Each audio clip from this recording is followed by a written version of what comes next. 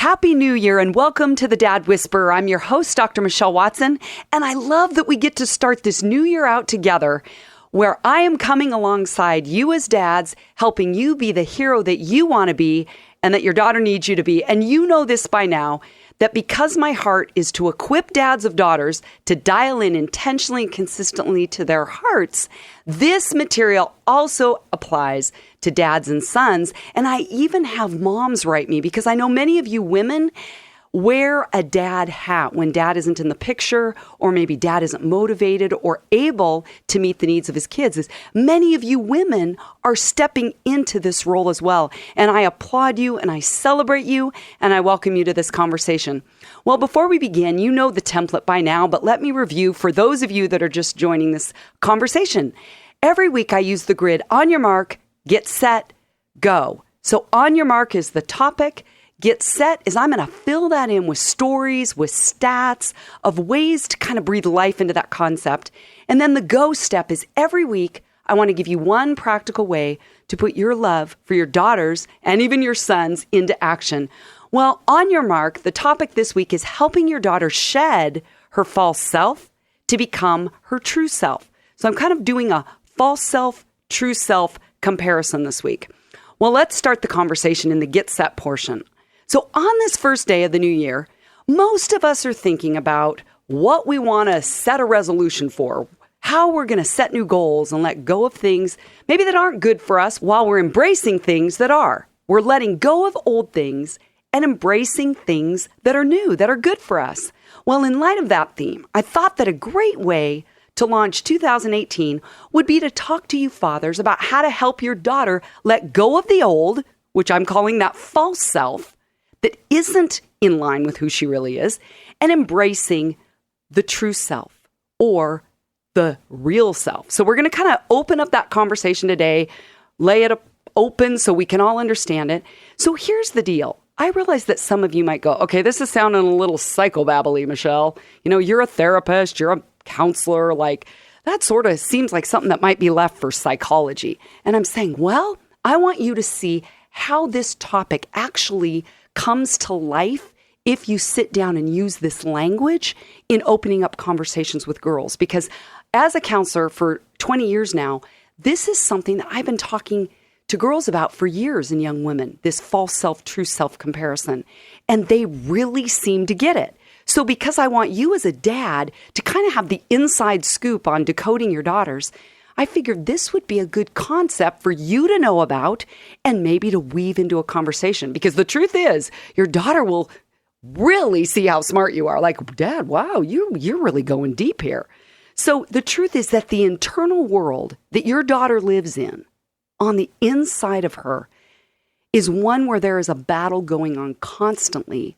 And part of that battle is between her false self and her true self. And it starts really young. In fact, if you have a daughter even around the age of 9 or 10, this has already started. This has already started, this battle. So in short, your false self is being someone or something other than who you really are. And our true self then is being in touch with who we really are. Well, let me give you a little background. In 1960, there was an English pediatrician and psychoanalyst by the name of Dr. Donald Winnicott. And he's the first one who is at least claiming to have used these concepts of the false and true self. So he described the false self as a defensive facade that manifests in a lack of spontaneity that leaves one feeling empty while being hidden behind the appearance of being real. Okay, I know that was a lot to take in. Let me say that again. So the false self is a defensive facade manifesting in a lack of spontaneity that leaves one feeling empty while being hidden behind the appearance of being real. So it probably doesn't take a rocket scientist for you dads of daughters to say, I noticed that happen with her. The older she gets, that little girl maybe that was free and emotionally vibrant seems to have changed a lot. And I get the fact that some of it is typical adolescence. But I want you dads to hear today that much of that comes from her environment at school that is so dominantly strong that it's pressing in and trying to have her conform to the ideals of the norm. And girls tend to lose their uniqueness. And it's heartbreaking. I know many parents tell me that. It's heartbreaking for them, and I can tell you it's heartbreaking for me. And so because I want to equip dads of daughters to hit it out of the ballpark as men, as dads, as champions for their girls, these are important things to know, is not only what's going on inside of her that she may not even be able to tell you about, but I also want to provide solutions so that you as dads can, quote, fix it, right? Men tell me, just tell me what to do to fix it. I'm like, well, we got to start by knowing what the problem is. You have to know the enemy when you go into battle, don't you? Okay, so the false self, some people also call the false self the public self, like that may appear polite or well-mannered, which is maybe not what you get at home with your girls. But let me tell you, at school, a lot of times with her peers, she's acting like she's going along with the crowd when inside she's feeling the resistance and sometimes just crumbling underneath the weight of that peer pressure. So the false self puts on a show oftentimes of being real, but it's really superficial in reality. But by contrast, let's define the true self. So that is when someone has a sense of their self based on spontaneous, authentic experience. So you caught the fact that in both of these definitions, the word spontaneity was in there, which I find really intriguing because so often we think, oh, spontaneity, that's not really, I don't think, a concept we hear a lot about, at least in sermons, or I don't read a lot about it in books. And yet I think there's some beauty there when you think about a child who's around, let's say 5, 6, 3, 4 even.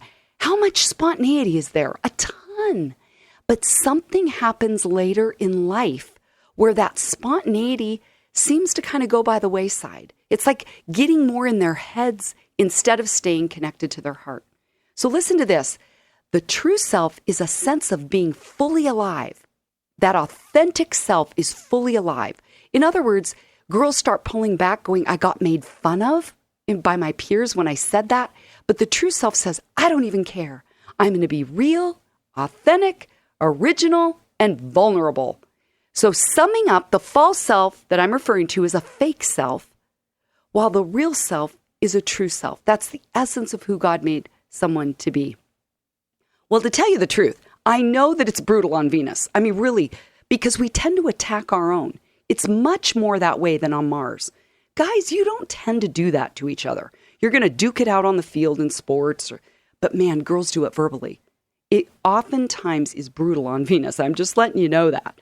So we often then wear a mask where our true self is hidden from those attacks, or maybe even a feared, perceived attack that could come, and it's not worth the risk to take the mask off.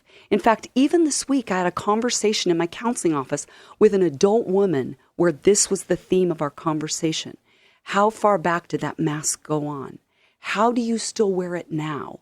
So in other words, this is something that if dads could address this and help their daughters be fully alive without wearing a mask by fearing rejection if they don't keep it on, do you realize the stage that sets for healthy adult women? Oh my word, that would change our country from the ground up, which is why I champion fathers week in and week out.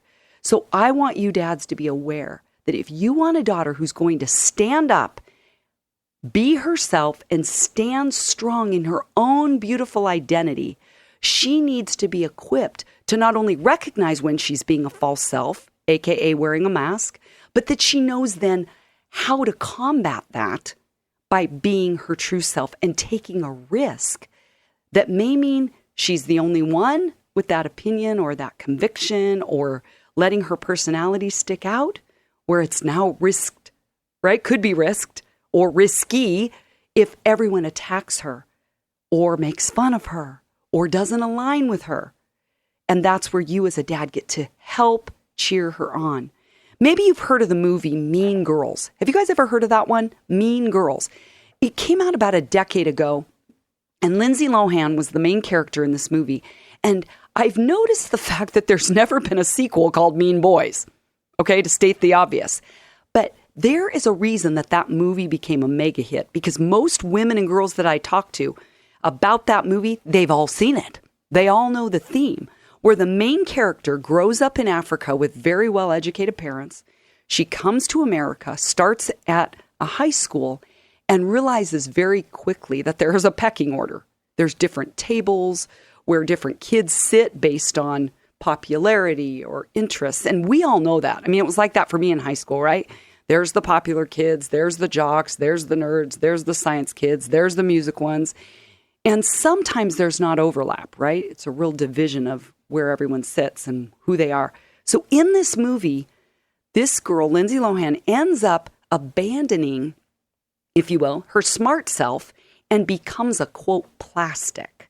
That's what the popular girls are, where they will do anything cutthroat to get to the top, to claw their way to the top. And a lot of it is very, very mean and rude. And you watch Lindsay Lohan begin to just shrink and become someone who she's not. But of course, it's a movie, so it ends where she is back to being her authentic self and brings the plastics along with her. But I think that concept of being plastic is very much in line with this topic today about the false self versus the true self, because that's what happens to girls when they lose a connection to their true selves. I mean, it's almost like when a girl goes into a dressing room, right? You try on clothes. You guys do it too, right? And sometimes I always say the thing you think isn't going to look good on you does, but the things that are so cute on the hanger don't work once you put them on. And it's like that same kind of dressing room theme as a girl is developing, right, into adolescence and young adulthood. As she goes into, quote, the dressing room of life, she'll try different personas on even, where she's like, okay, I'm going to try and fit in. And that means that I might get made fun of. And I'm telling you, where I say it's brutal on Venus, all that has to happen is that a popular girl can look up and down her outfit and say nothing, but give a deadly look, a look of disapproval. She'll never wear that outfit again. We are impacted by all of those kinds of body language signals that give disapproving messages. So see why it's, again, so important for you dads to look at her and say, you're beautiful today. Wow, there was so much creativity that you put into that outfit. Now, did you notice what I just gave you as an example? One is the outward. Wow, you look beautiful in that outfit. But the second one about her character or her gifting, you put a lot of thought into that, I can tell. Head to toe, your creativity shines today. Now, you might think, okay, that sounds way too Venusian for me. Like, guys don't talk like that. I'm like, well, I am helping teach you a language of Venus.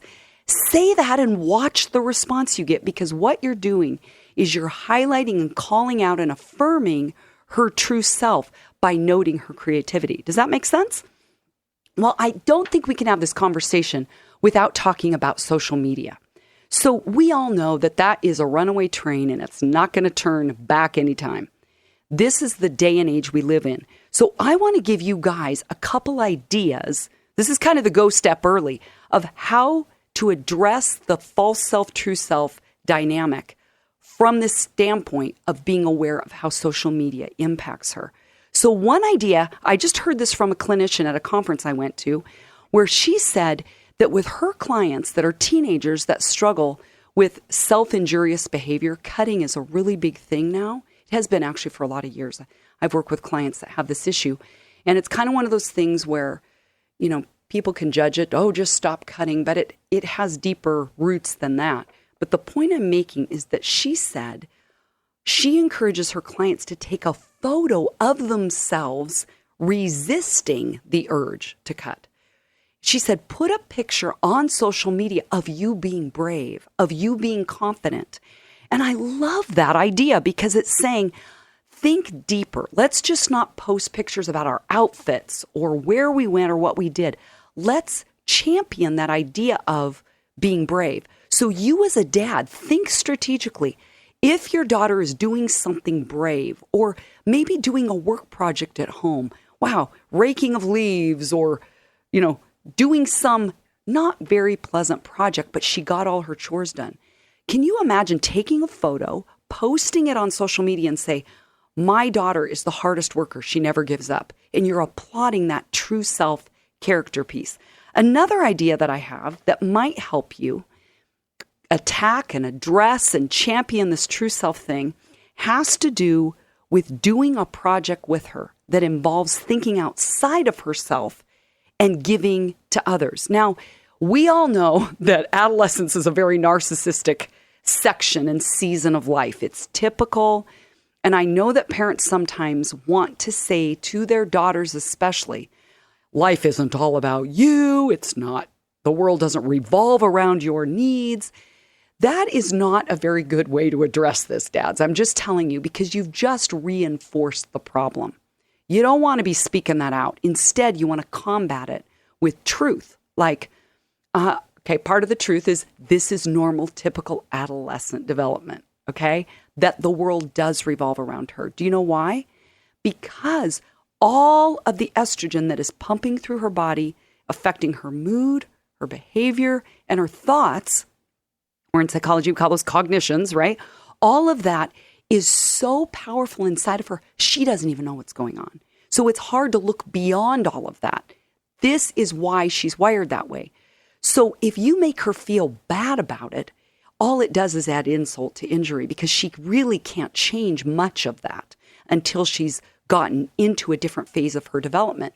So another way to combat that is if you want your daughter to think outside of herself, join her in creating space to do a service project together. Now, I remember I was talking to a dad a couple years ago. His daughter was in 8th grade at the time, and he said to me, what do I do to help her get her eyes off of herself? She is so self-focused. So I told him this exact thing, is find a way that the two of you can volunteer together. Find a project together. Do you know what he said to me? Not gonna happen. Nope. I'm too busy. And I thought to myself, well, then how is she going to grow?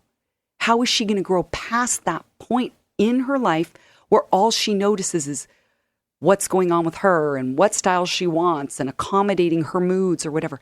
Dad, join your daughter in doing a service project.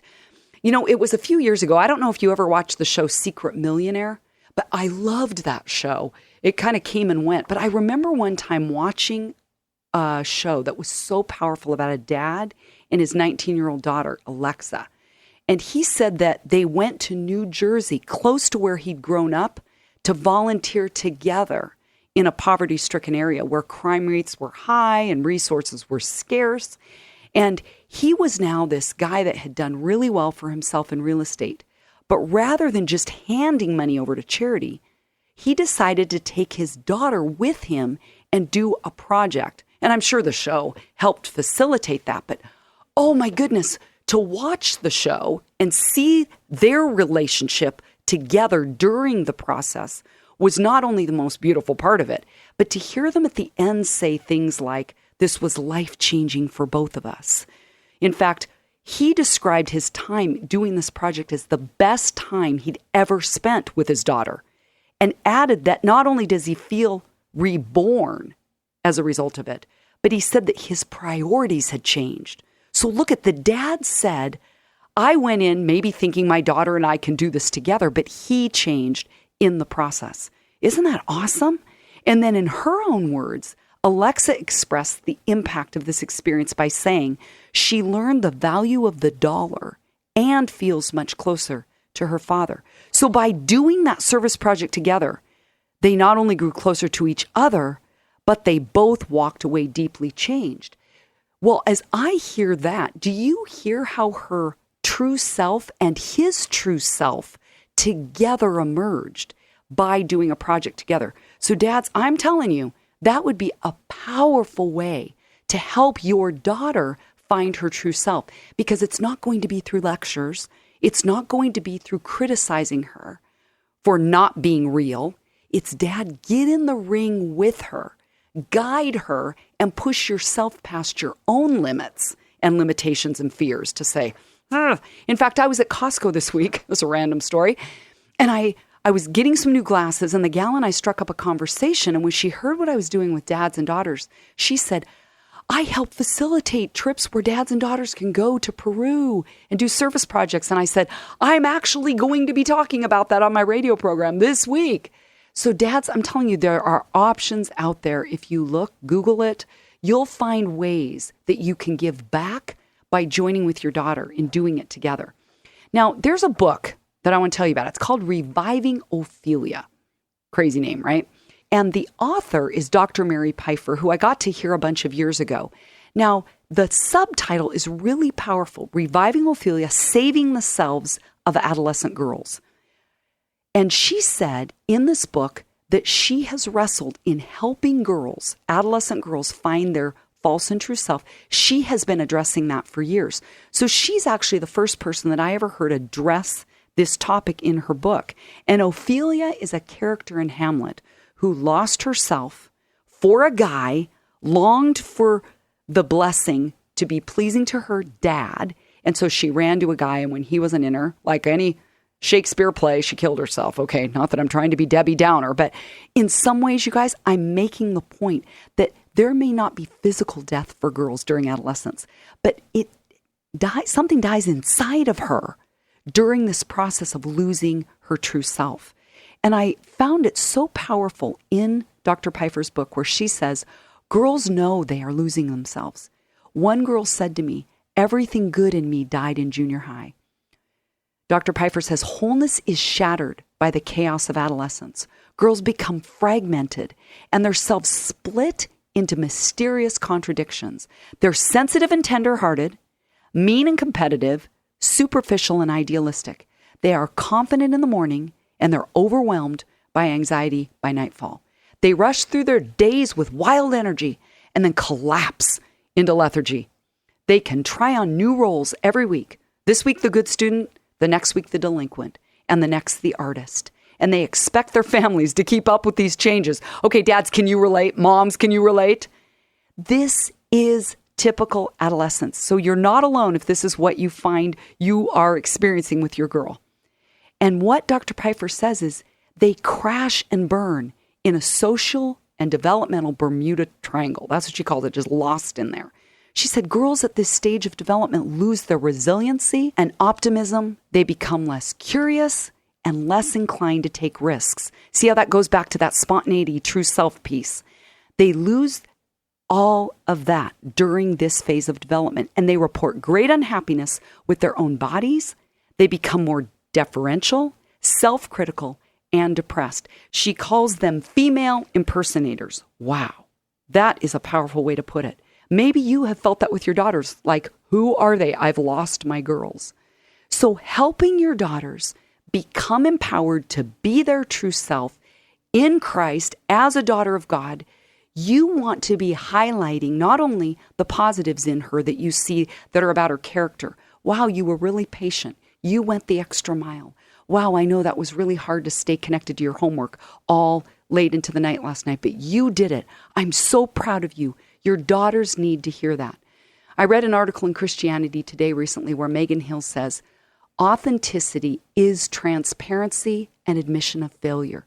It's the rejection of pretense and hypocrisy. It's truth-telling about all areas of life. So, Dad, a way that you can help your daughter shed her false self and become her true self is not only does she need to hear from you, that you're not being critical as well of her, that you are giving her patience. So you are starting by giving her grace, not criticism when she's less than perfect, but coming alongside and saying, okay, I realize that was hard for you. There may be a consequence, or sometimes you might just say, I'm going to let that one go.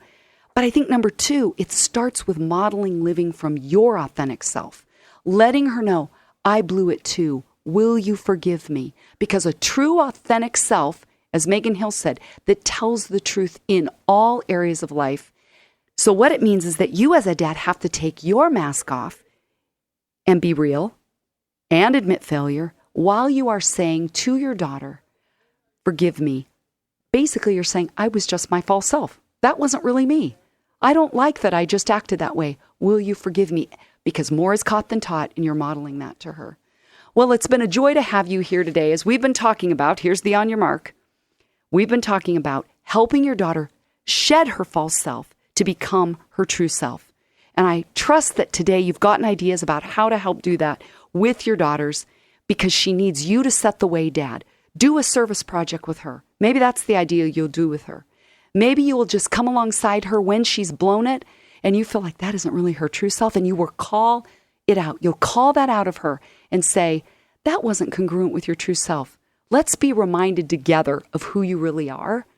That will reach the core of your daughter and help her take the mask off because she knows it's safe around you to be that kind of real. Well, if you've enjoyed the conversation today, you might want to listen again on iTunes. You can go to my website, drmichellewatson.com, where I have free resources and a link to my book, Dad, Here's What I Really Need From You, a guide for connecting with your daughter's heart. It's been a joy to have you here again today, where I want to champion dads to be intentional and consistent as they pursue their daughters' hearts. Go, dads.